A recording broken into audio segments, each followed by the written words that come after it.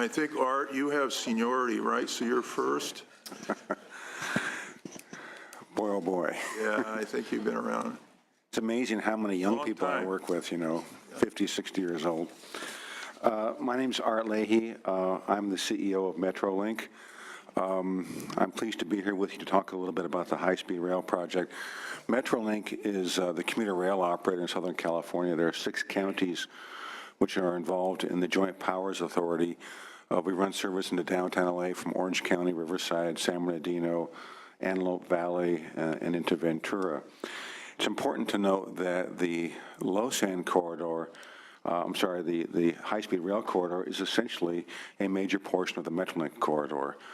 We share much of the same right-of-way. Indeed, we share many of the same stations. We've been working with the High-Speed Rail Authority for some number of years.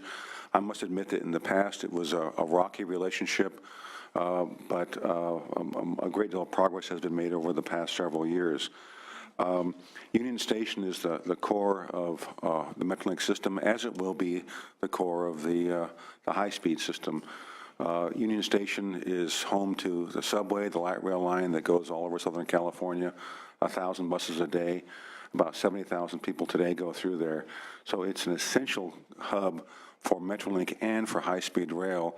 We look forward to working with high-speed rail to make sure that we make sense out of that station. And by the way, we've been talking to high-speed rail for years, as I've said, and we now have common meetings with Amtrak, Metrolink, Metro, and others down in Southern California. We very much think high-speed rail needs to get to Southern California. I like to tease my friends from the north a bit by saying that half the population of the state is south of Ventura Boulevard. And that's actually a good number. It is the hub, it is the population center of the state. I tell my friends from the east that it is the emerging center of the United States of America as well.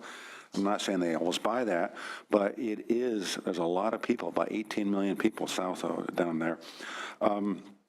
We've advocated for years with High-Speed Authority that whatever investments are made have to have independent utility. That is, they have to have a benefit until such time as the high-speed line gets there. That is why we would use it for such things as buying locomotives. We're buying clean air locomotives with some high-speed rail money.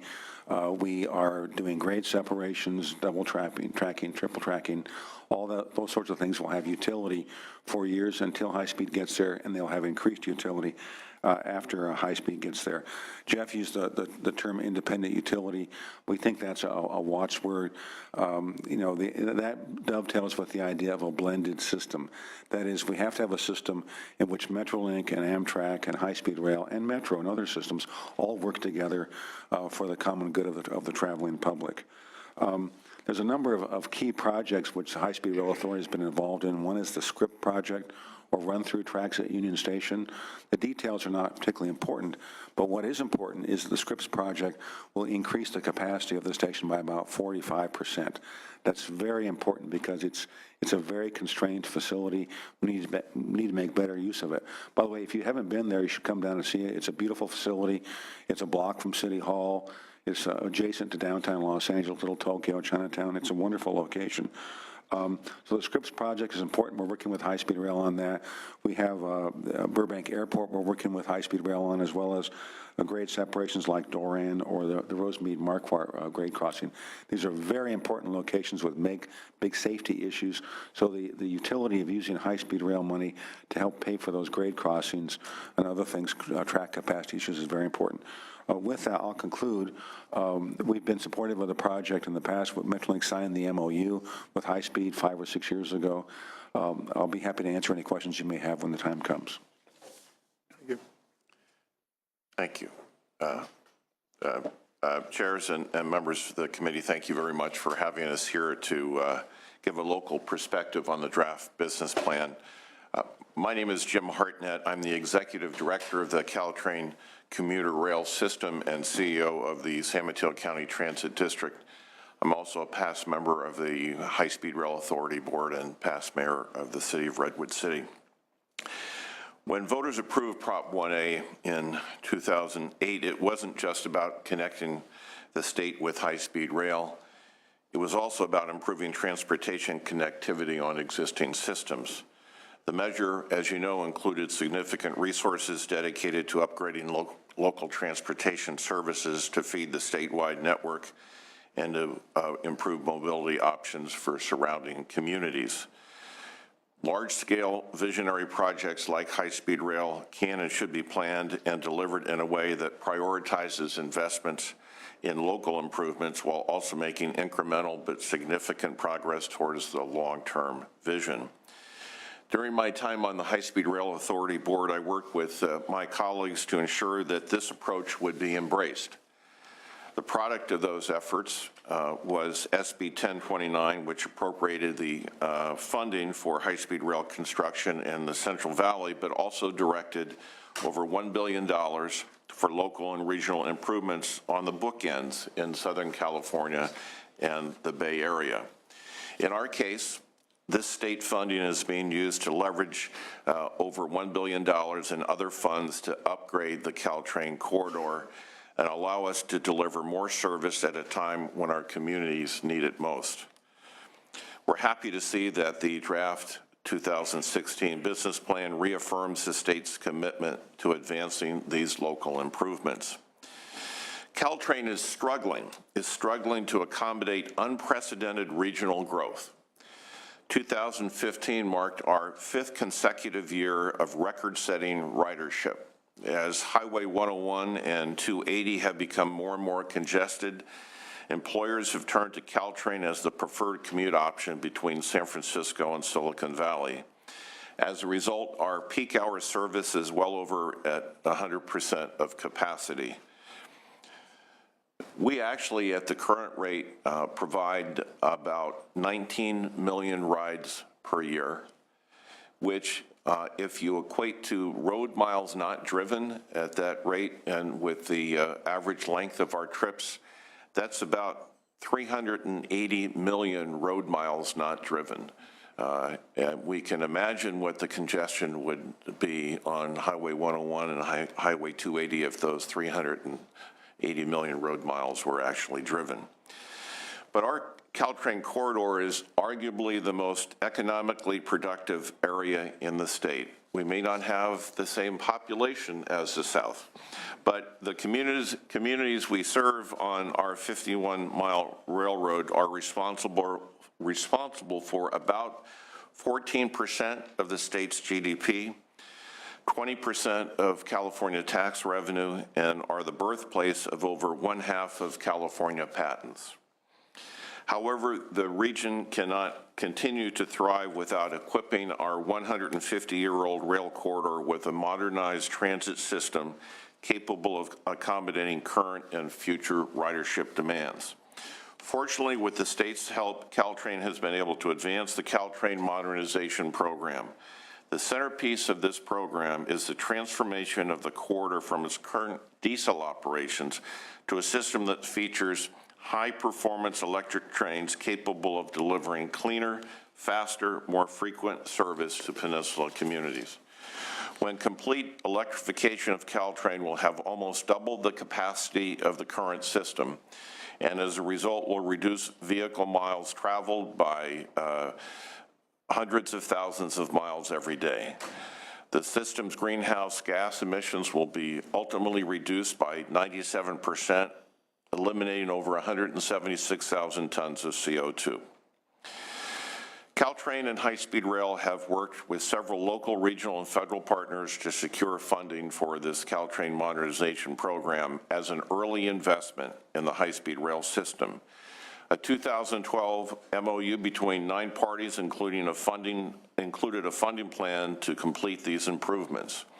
And in February, the Obama administration announced the allocation of almost $73 million in FTA discretionary funds and a request that Congress approve an additional $125 million in its 2017 budget.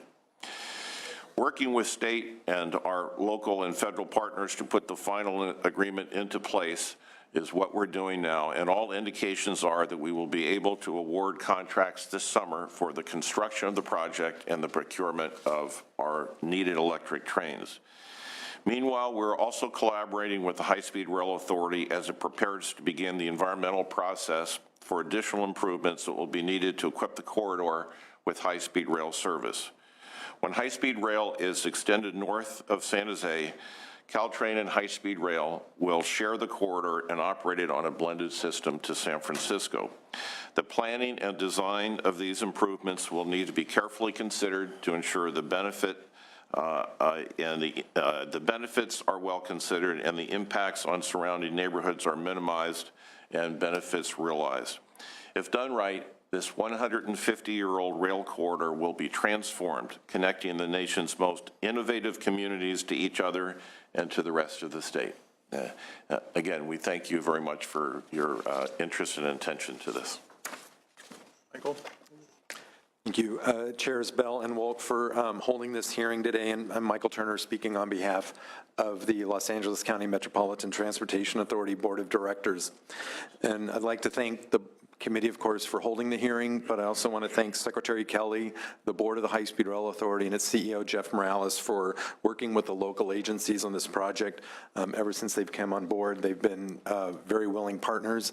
That is both encouraging to us, but it also, I think, bodes well for our ability to work through the challenges that are ahead with this project. Metro has long supported the high-speed rail project, and we continue to support the project. We urged the legislature previously to include the connectivity funds in the enabling legislation because we have growing and thriving rail networks in both Southern California and Northern California. In fact, in Los Angeles County, we are poised to double the rail system in Los Angeles County through the investments of Measure R. Should the board decide to place a measure on the ballot this June, and then, or should the board vote in June to place the measure on the ballot in November, and then should the voters approve that measure in November, we will have an even stronger commitment from the taxpayers to both transit projects, highway projects, and local projects in Los Angeles County. So clearly we are seeing a transit renaissance in Los Angeles, and we believe the high-speed rail project could be a key component of that. Metro, as I mentioned, we urge the legislature to include the connectivity funds in the enabling legislation, and we've been using those funds on a key project in Los Angeles County, the Regional Connector Project. That project will ultimately link up our light rail systems to Union Station. We got about $115 million from Proposition 1A, but that money turned into hundreds of millions of dollars in federal grants through a full funding grant agreement that is at work now in construction. You can look at our building and see the work going on right now, but that line will ultimately link our light rail lines and help people to connect to Union Station, hopefully in the not too distant future, one of the key stations for the high-speed rail project. We have also supported SB 1029, which was mentioned, had the funding for the MOU projects. That was also an important part of the package to keep this project together, and we continue to support that effort. But this is a big change. Let's be clear, this is a big change. But like I said, we continue to support the project with that change. And we need to work through this. The MOU laid out not just a set of projects, but really a framework for working together, and we think that's really the path forward that we need to take place for continuing this project. The MOU projects are building blocks of the high-speed rail projects. Mr. Leahy mentioned some of the key ones that we're focused on. Those are all priorities in our region, and that will help through that, continue the authority's commitment to Los Angeles. We understand that this is a change. We understand that the reasons for the change, and we want to continue to work with the authority to identify the specific commitments that can be made through the MOU, not just in terms of the specific projects, but the specific funds that would be used to meet those commitments. But we also need to keep in mind the other needs that exist in California, in Southern California and LA in particular. And there's two areas I want to highlight. We are the home to the nation's largest port complex. That complex has 40% of the nation's cargo going through the region's highway networks, the rail networks, but it also goes through very sensitive communities. And we have funding plans and regional transportation plans that identify a variety of needs.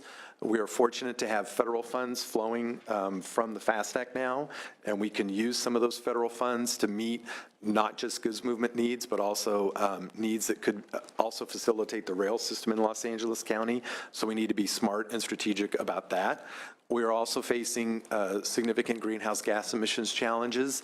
We have a large number of our population that lives in disadvantaged communities, and the cap and trade funds, particularly the transit funds, are needed to address those needs. Most recently, we used cap and trade funds on the Rosa Parks station project, which is improvements to where the blue line and the green line come together. That is in a disadvantaged community. It's part of a broader community investment plan, but it will help link people to the blue line, which will ultimately connect to the regional connector, which will ultimately get to Union Station, which will ultimately help this community to reach high-speed rail. So we're looking for those kinds of strategic investments where we can create these synergies, recognizing the variety of needs that exist in Los Angeles County. In closing, I just again want to thank the chairs for holding this hearing and thank the authority for continuing to work with us. And with that, I will close. Thank you so much. I think we have all our panelists here. Maybe, yeah, Lou, you can get over there so we can see you. Thank you.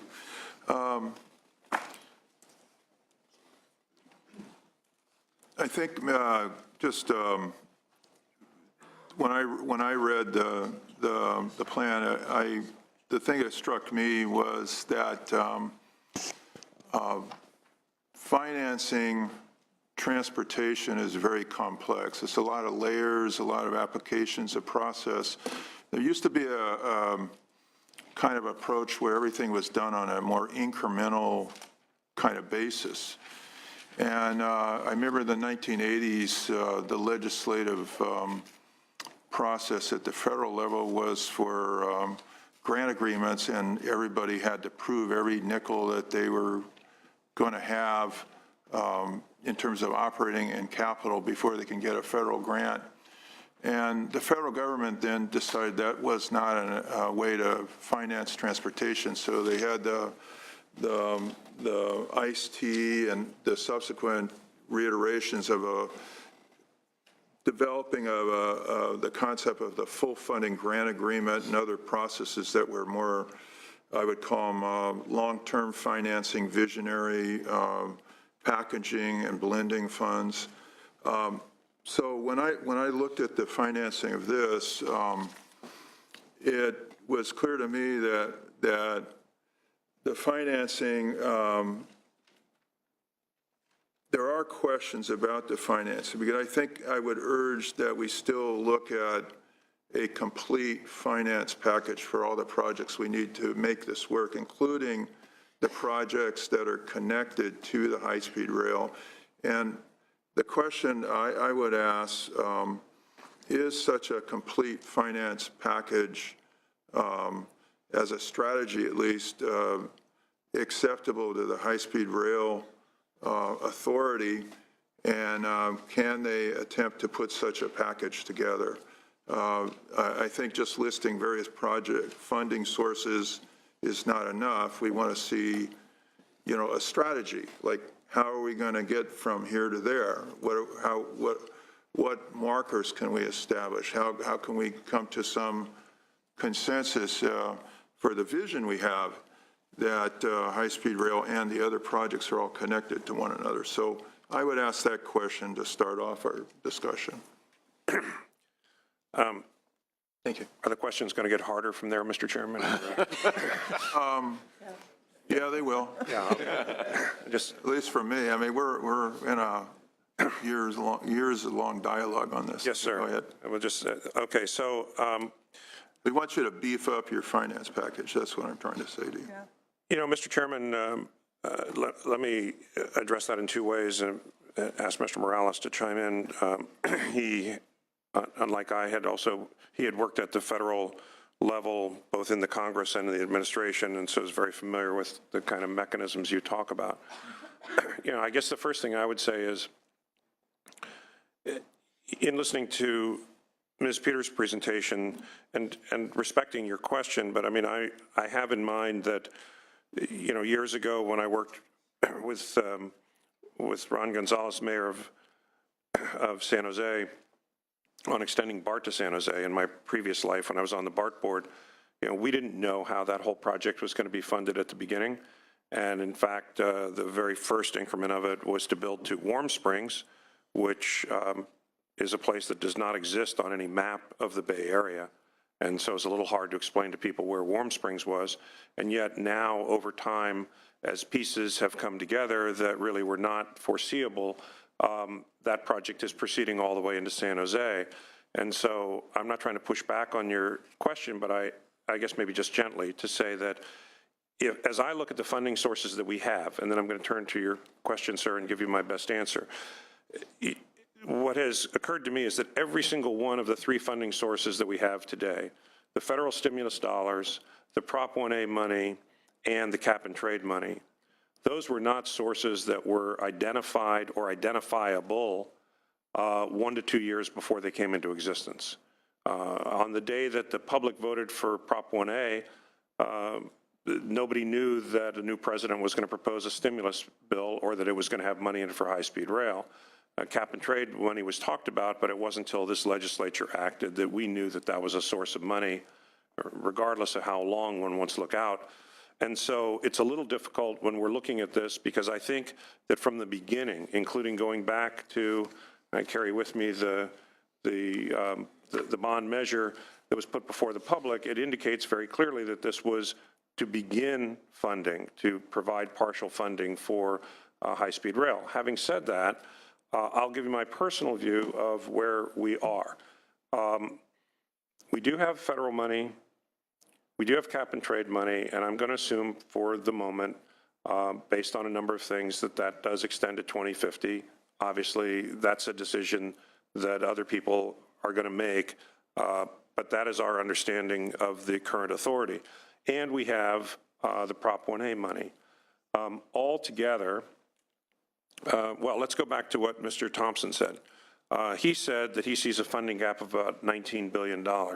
Now, one of the other pieces of that I think gets him to that number, which is closer, is the revenue potential from the high-speed rail line. Unlike my former job at BART, unlike our colleagues here, intercity high-speed rail systems have around the world generated positive cash flows once the capital is expended. And most of them do not actually generate enough to pay back the capital. One or two of them are starting to do that, but they virtually all generate enough to have excess cash. And the closest thing we have to high-speed rail in the United States is the Acela. It throws off cash that subsidizes the rest of Amtrak. Our estimates are that the fully built-out system, in net present value terms, can generate $20 billion of revenues. So the public was told in 2008 to expect about 1/3 of the money coming from the private sector. Today, in 2016, we still believe that about 1/3 of the money will come from the private sector through the granting of concession agreements that will generate this revenue and that we can securitize against. So in terms of other ways to fund this, I think what we tried to do in this, and this is a term that Mr. Morales has used, is we tried to look at this as a constrained business plan as opposed to an unconstrained business plan. In an unconstrained business plan, we can imagine a number of sources of funds that either don't exist or aren't available to us. I can point you to those qualitatively. One of the things that I think that we haven't explored yet, that is a major opportunity out there, is to harvest the economic uplift from station area development. In Japan, the private sector operator of Japan Rail East receives 32% of their revenues for their entire operation from the real estate development around the stations. We haven't even started to scratch the surface on that yet. We haven't started to scratch the surface on asset monetization. We're building a 520-mile corridor that can be used for licensing fiber optic right-of-way, that can be used for licensing energy projects along the corridor, and there are probably several billions of dollars that can come there. I guess what I would say, Mr. Chairman, is rather than try to do it on the fly, we certainly, between now and the time we do our final business plan, can address this question. But I think that the main point we were trying to make with this draft was to say, with the realistic dollars that we have in hand or are allocated to us, this is what we can do. We weren't trying to pretend that we knew where every dollar was coming from. But both you and the legislative analysts, are asking us to address that more, and I think we certainly can. But I've gone on too long, and let me just ask Mr. Morales to see if he has anything he'd like to correct from what I said. Well, I guess the short answer to your question, I think, was yes. But elaborating a little, I think that our system will not achieve the desired outcomes unless it is connected with local services and gets people to and from their stations to where they're going, whether that be through local transit, through ride sharing, through whatever might be the case. And so one of the things, and I think you heard some of that spoken to by the last panel, is we're working very closely with our local partners to look at how we leverage funds to achieve greater connectivity with local services and get more projects done and expand the service. The blended system itself is a financing tool in a way, in that it reduced the cost of what we were going to be doing on the peninsula and leveraged state and local dollars to deliver that program. And we're in the process of updating that relationship with the Southern California agencies to really look at how we can develop a full-blown program that maximizes all of the various funding sources that are available to us. Another tool we have available is the work we're doing with these cities where we'll have stations and entering into station planning agreements, which gets at that whole issue of connectivity and ultimately will help lead to better decision-making about investment of dollars and leveraging. And I would point out just today, in fact, we announced together with the city of San Jose that we've entered into a planning agreement with San Jose to do that there. And so, Mr. Chairman, and then finally, I would say it's very, very important to note the work of the State Transportation Agency to look at the total rail system here in the state.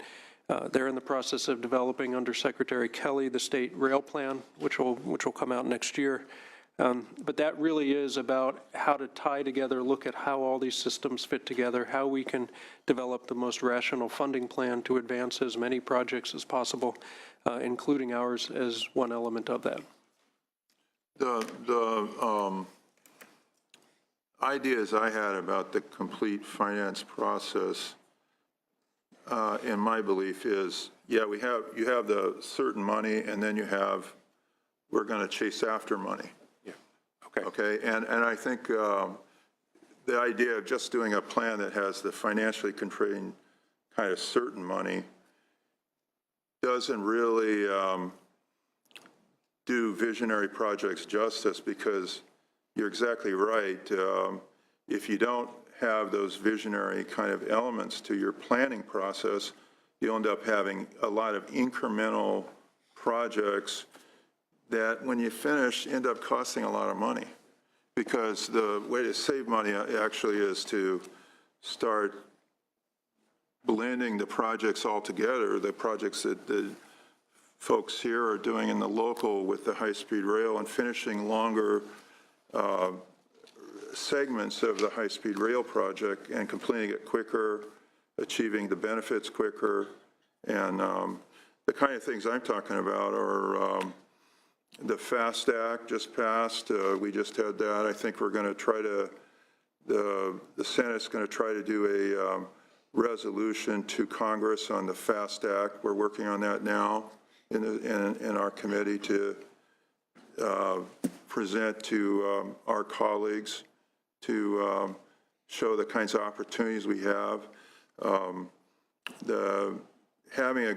appears that an agreement with freight could be a master agreement between all the agencies and the freight goods movement plan and developing agreements with the freight energy investments. You're obviously going to save a lot of energy. I think there's energy investment funds that are available. The station joint development, we did SB 628. Now, there's other legislation that have been passed on that. I don't know, one of the parts of your project that seems to be one of the unknowns is the tunnels. And, you know, in other countries, they have joint use of the tunnels where it's simply operated like a toll bridge. It's a toll tunnel, if you want to call it that. I don't know if that's possible. That can be looked at. Revenue from tunneling, you know, the use of the tunnels. And SB 9 that we did last year that you mentioned. So I think putting